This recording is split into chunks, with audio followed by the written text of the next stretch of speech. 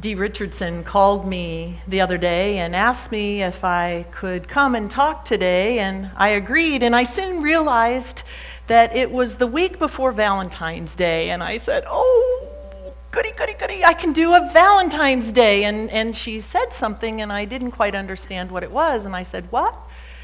And she repeated it, and this time I got it. She said, no, no, no, no, no.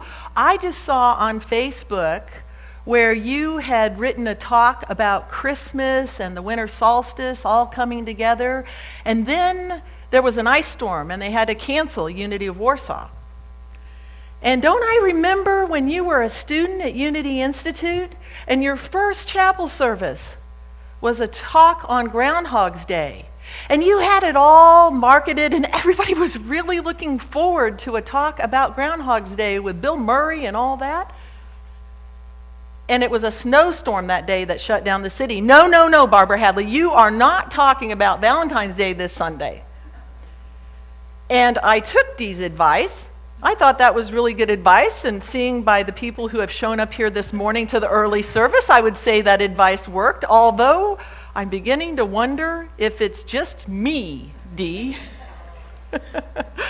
So this talk is generally about love, and I will leave you up to your own devices for Valentine's Day. Love. You know, as I was sitting there listening to the music, I was thinking we could just sit in a circle for this 25 minutes or so and sit in the silence and experience more learning about love than probably anything I'm going to say. But they do call this a talk in Unity, so I figure I'd best talk. Love can be romantic love, where we get caught up in the chemistry and the elixir of love, and we share that with someone else, and it can take us to a place we call heaven. Love can be what this congregation has been for the last 3 weeks, as they have stood open-hearted, holding each one, holding Sue, with the power and presence of God. What is this thing we call love? It's a poem. It's something that reaches deep into our spirit. It's what Charles Fillmore, one of our co-founders, called the attracting, unifying faculty of man, that which harmonizes us and allows us to feel oneness. What I'm going to do today is I'm going to tell a story of love. I'm going to tell a story that I hope opens your heart with love, with tenderness, that gives you a belief in love, and that when we leave here today, we can go out into the world and demonstrate love even more powerfully.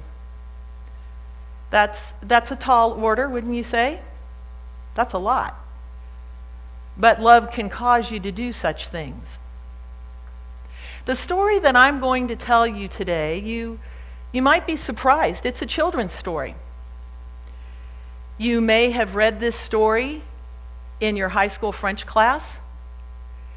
After the Bible and the Quran, this is the third best selling story in the world. It may be a story that you read to your own children. And if you haven't heard this story, later this year it's going to be made into a Black DVD movie. The story that I'm talking about is The Little Prince, written and illustrated with colorful watercolors by Antoine de Saint-Exupéry, published in French in 1943.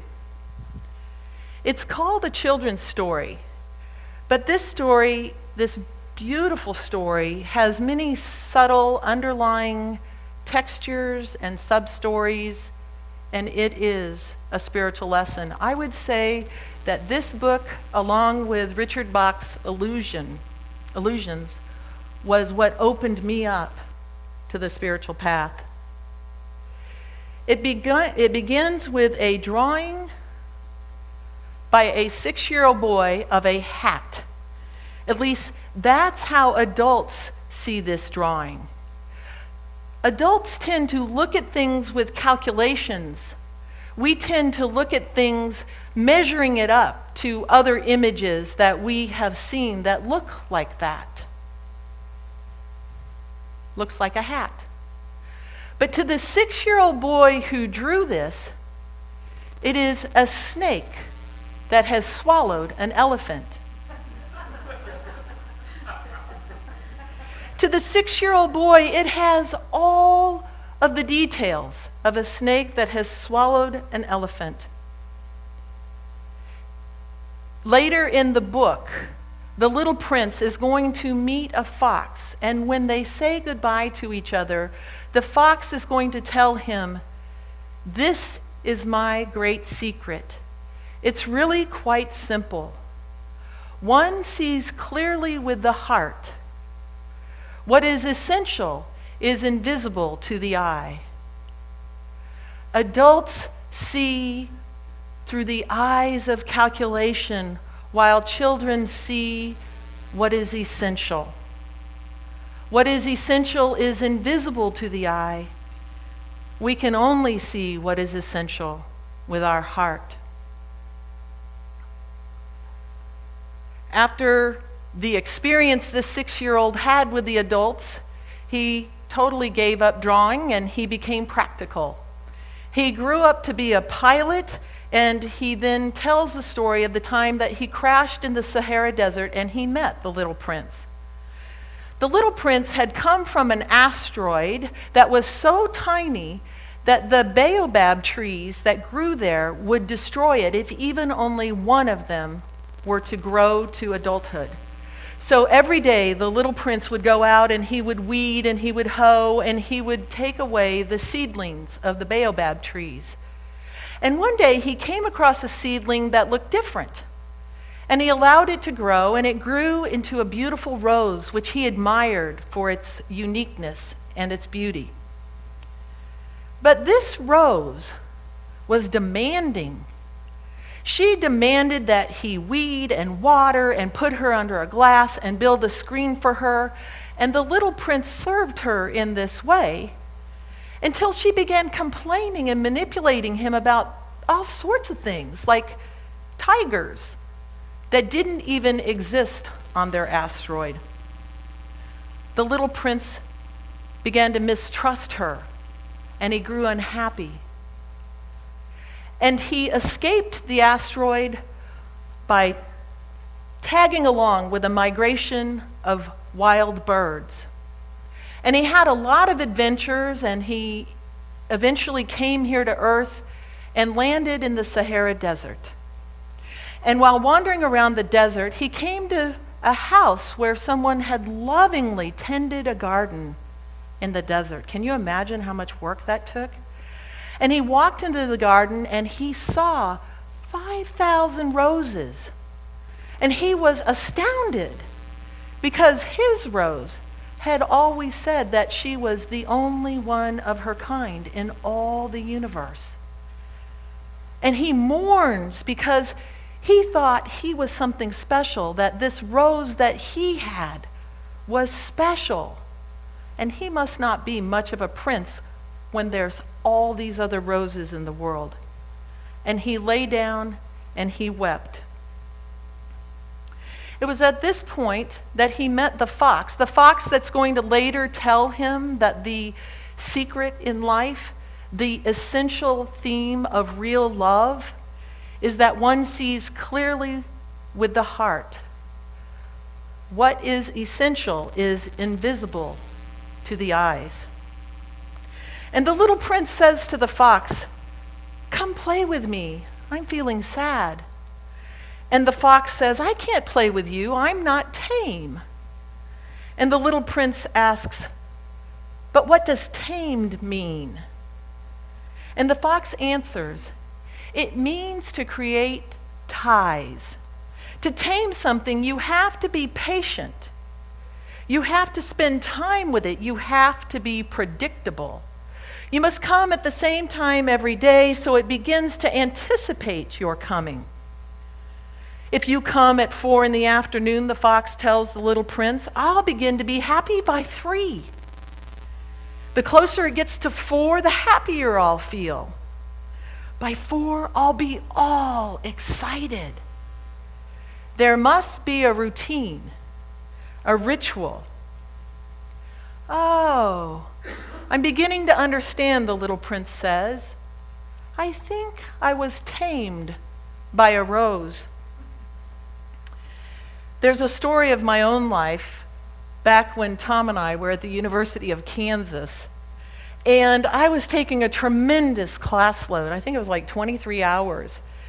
And Tom knew that I didn't have time to stop for lunch.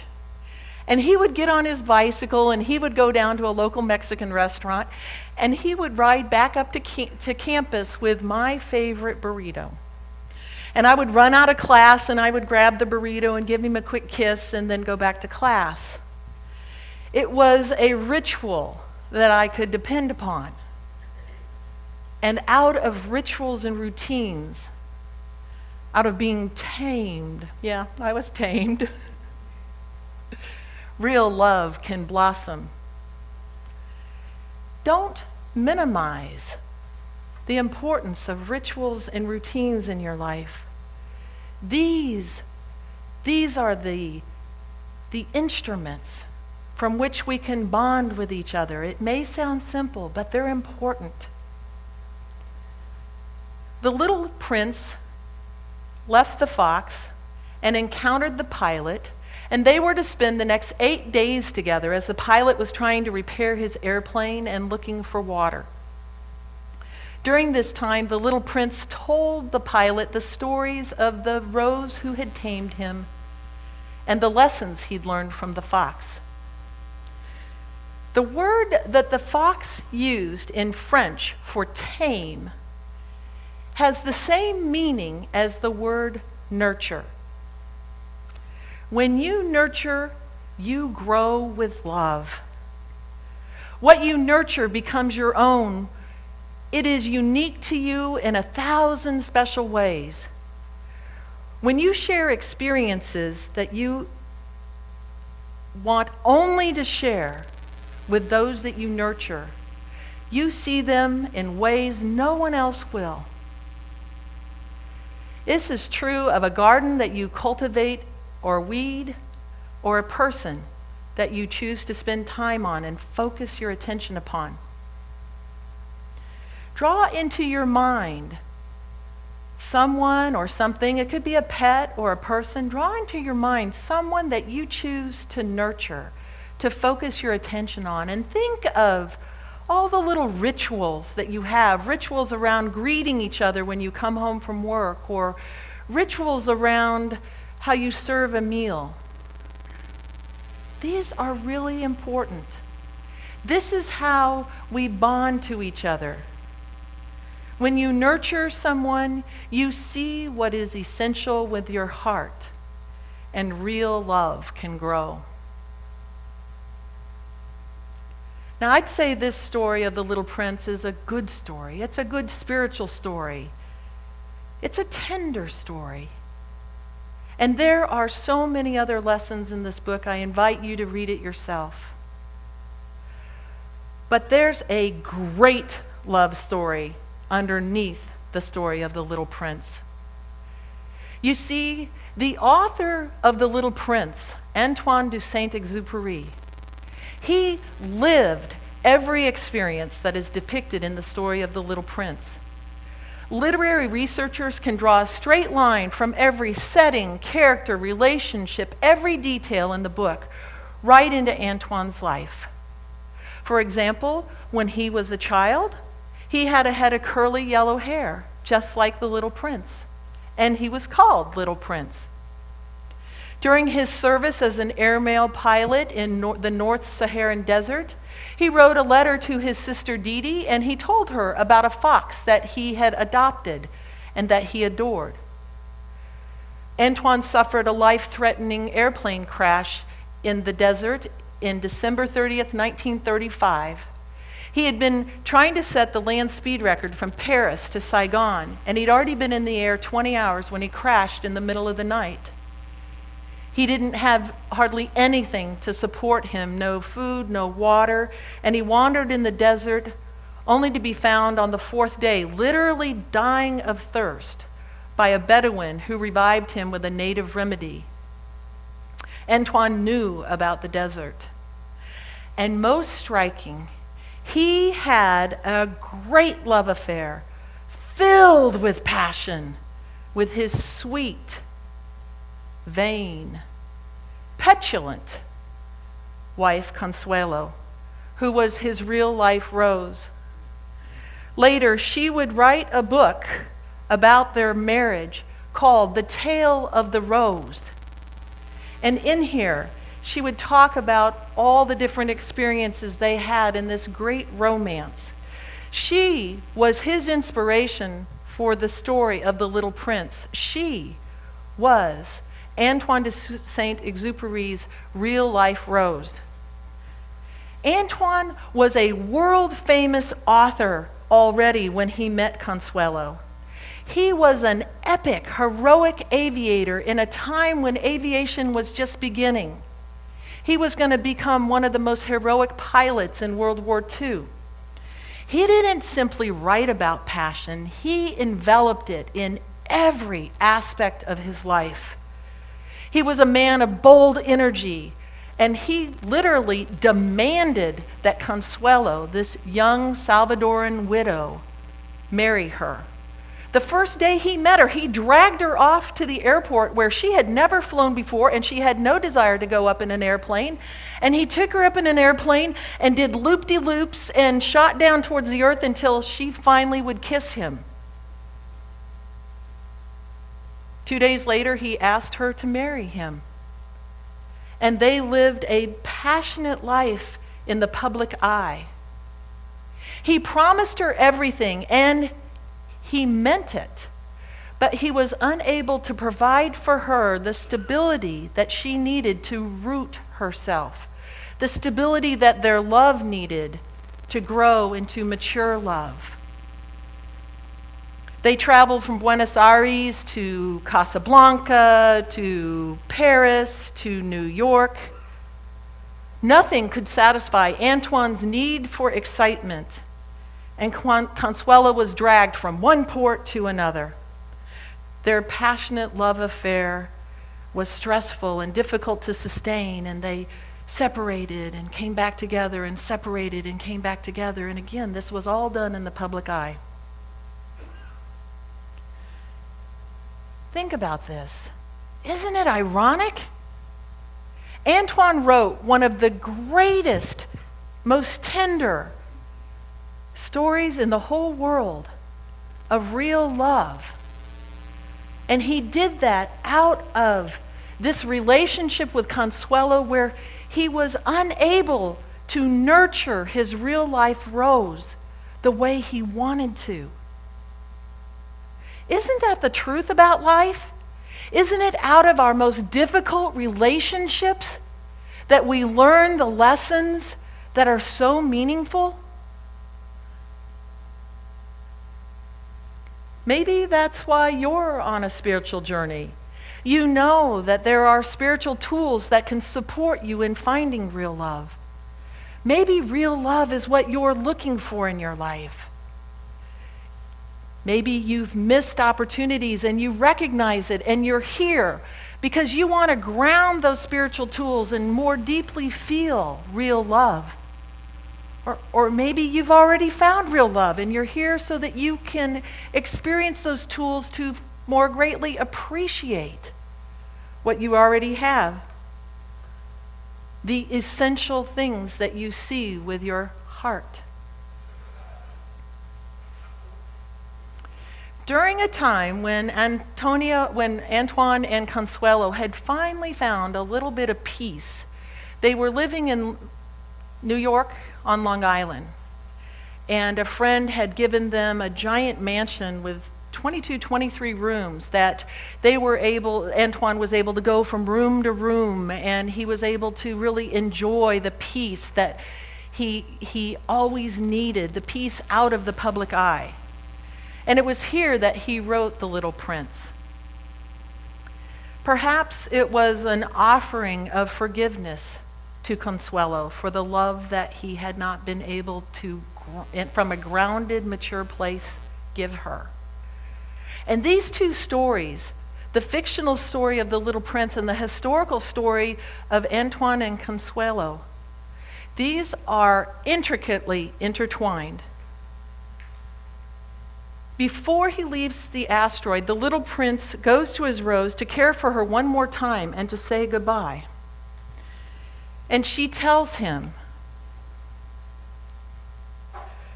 "I've been silly. I ask your forgiveness. Try to be happy." And the little prince fails to understand why she's now being so sweet, and he questions her. And she says, "Of course I love you. It was my fault. You never knew it." The rose is asking the prince for forgiveness. Forgiveness is an instrument of emotional healing.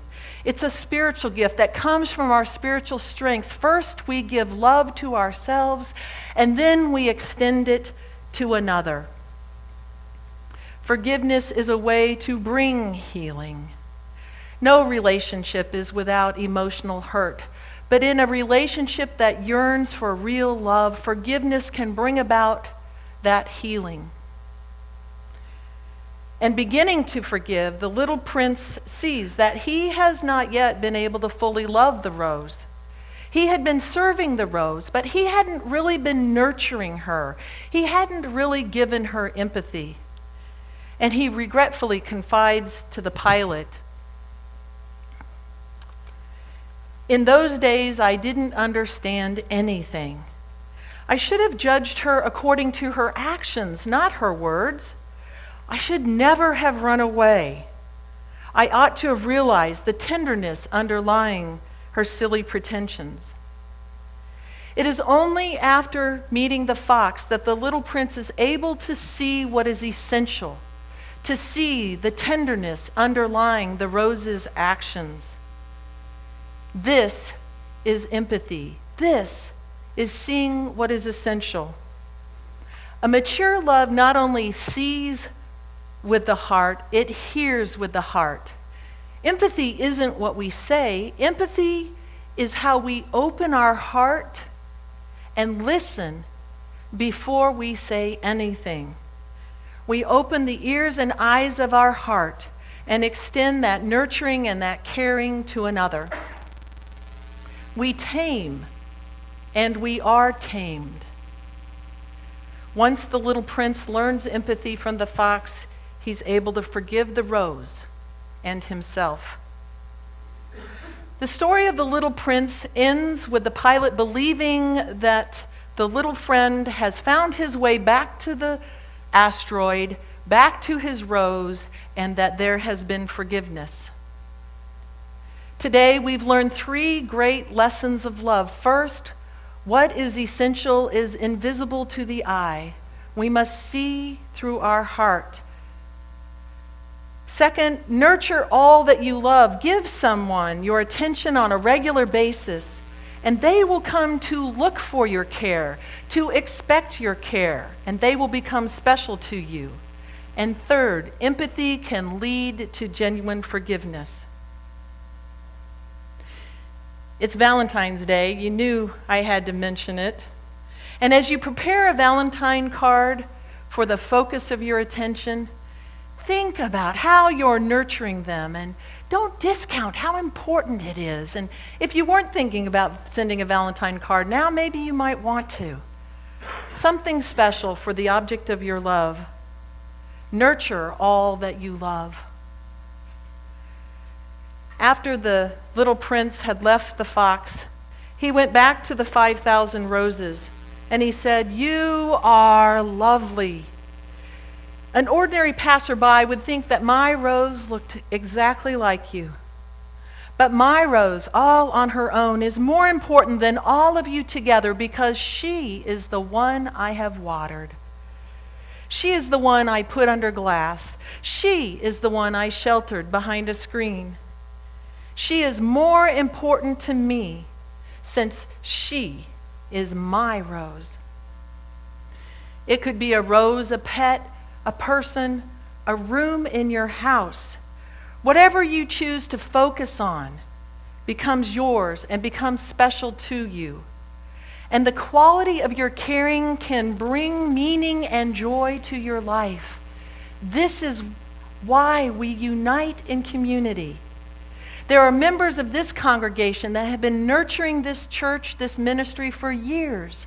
And I'm sure that they would tell you that they have been blessed in abundance in return.